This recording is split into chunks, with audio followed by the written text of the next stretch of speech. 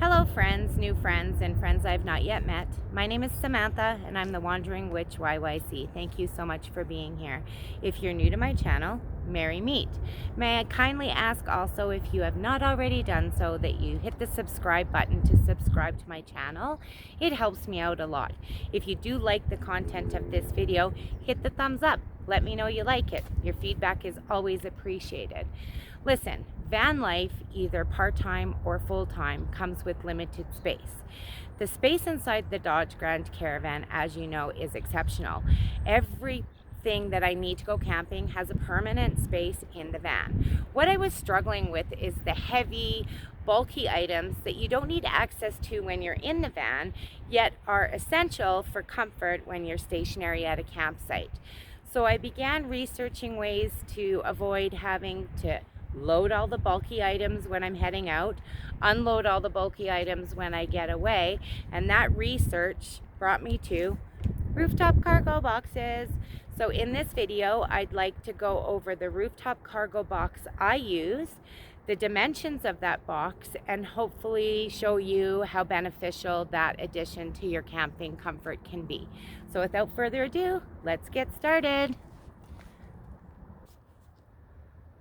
Okay guys, there's my rooftop cargo box. The rooftop cargo box that I use is the Sport Rack. It's the Skyline rectangular shaped, hard-shelled rooftop lockable cargo box. Guys, it has 18 cubic feet capacity.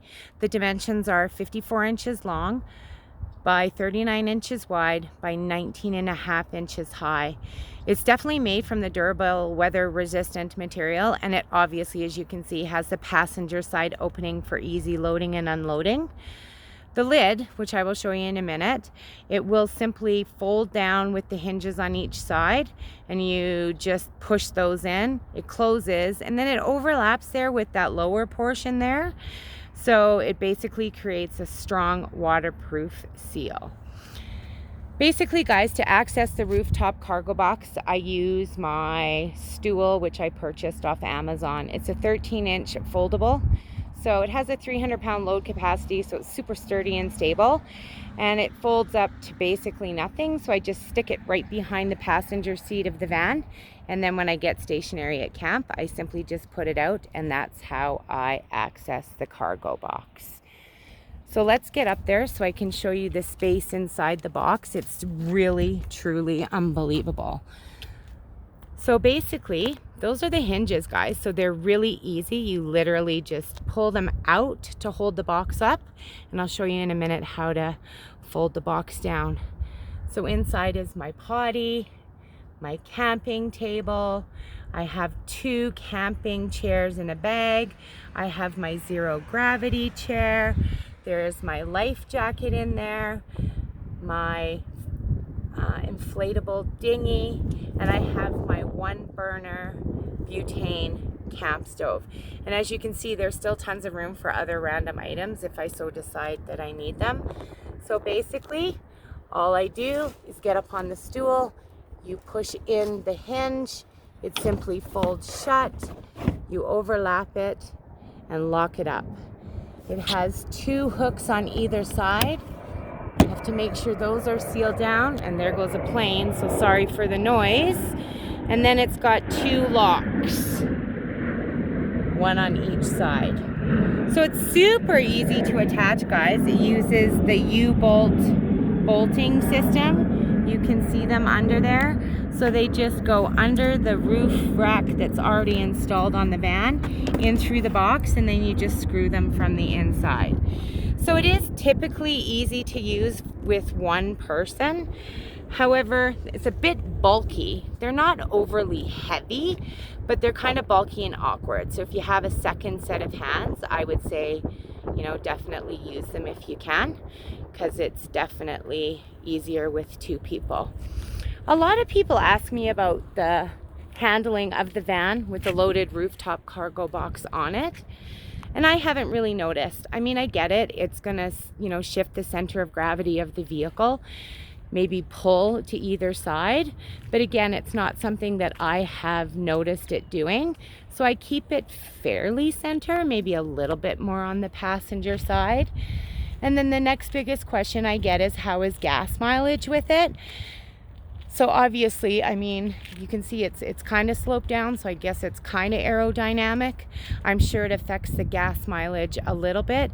It's not something that I've really measured, because to me, the benefits of having those big bulky items that don't really have a home that's permanent inside the van well outweighs the negatives of the few extra dollars for gas mileage. So I purchased mine. I mean, that roof rack that I have brand new is about $500, and they can go into the thousands. So it's not a cheap investment. But I'll tell you what, I purchased mine secondhand on Facebook Marketplace. And aside from a few aesthetically unpleasing scratches, there was no damage that would affect the use of the box. Everything is waterproof, it doesn't leak, it's sealed really well. And I paid under $100 for mine off of Facebook Marketplace. So if you are interested in a space-saving, solution to get rid of those heavy, bulky items out of the van, then I really highly recommend them. And I think sourcing them secondhand is a good option for you to consider. Okay, my fellow and current car campers or SUV campers or van adventurers, I hope you found this video helpful if you were looking for some space-saving tips on how to get those bulky items out of the belly of your vehicle. So to close out, let me share some random fun facts on bumblebees. I picked bumblebees. As we begin camping and sharing the outdoor space with many creatures, just want you to be reminded how extra special and important honey bees are. If bees disappeared off the face of the earth, do you know that man would only have about 4 years left to live? Bees are life, guys. They are the only insect out there that produces food eaten by humans. The honeybee wings, this is interesting, they stroke 11,400 times per minute, thus making their distinctive buzz sound as they fly through the air up to 15 miles per hour, and they visit between 50 to 100 flowers during each collection trip. It's cool, fun facts, right? So don't be scared or swatter little lifesavers when you're out there camping. Just remember, they're busy doing their job to provide us with some food. So until next time, keep moving, drink lots of water, and travel safe. Thank you so much.